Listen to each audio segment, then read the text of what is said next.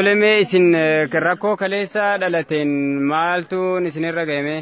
Laani manalleen gubne hudduu gashaniiti midhaan kuntaala jaha siree buffee amma mana tokko kuntaala 8 sireen buffeen hin hamne miini mana keessatti hin hamne fe'ate jedhii kun amma nutti dhufanii himanii alhamdulillah maal goona duba jiruu kana rabbuman nutti erge. Tole saganta kamirraa isin? Jajjabaadha wasaan qulqullii gootii jajjabaa 05 itti gallachitti. Tole rakkoo akkamitu gahe amma namni du'e kan hafe jaanii sin jira namni gariin hin qarbamne garii reenfin kaane jamaa harame duba yaan gudee haji aliyoo wamman Musa kunate anisa kan biye ke dandee mataan himu maleessa yidilleen qarbame janinni mo'ee gurraachoti haa ta'u marfaan kan egaa dhisheen isin biye koo ayyaati rabbumatu jira hundumaa bu'i.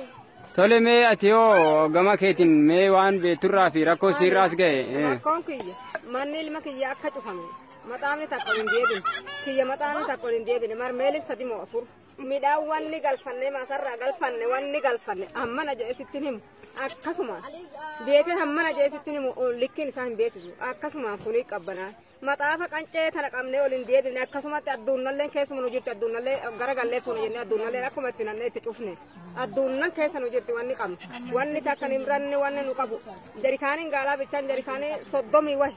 Amma ganda kam keessatti argamtan ganda keessanirraa buqqaatanii amma eessa jirtan fakkeenyaaf buqqaasan gurgur gubatee badee achi qeessanirraa? Qorqorroo jirraree kun biyya namaa dhufnee qorqorroo jirraree kun.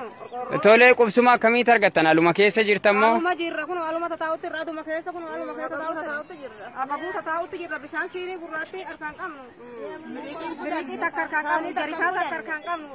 Bidiriftii takka harkaan qabnu. Laba dhukkaasanutti bahee mana keessa. Harkaan kaleessan manaa yaane ijoolleen qoonqoon nurratti dhumte kun gubanne ofii keenya siileeffamne dhumne ijoolleen nurratti dhumte. Waan qabnu nibrata qabnu akkaataa eelaa gaddeebifne garagallee hin bananne siinii bunaa takka fudhanne. Ayyee sagaleen keessan uummata bal'aa addunyaarra ga'uu bira akka ga'u isiniif taasifamaa galatoomaa isin jira.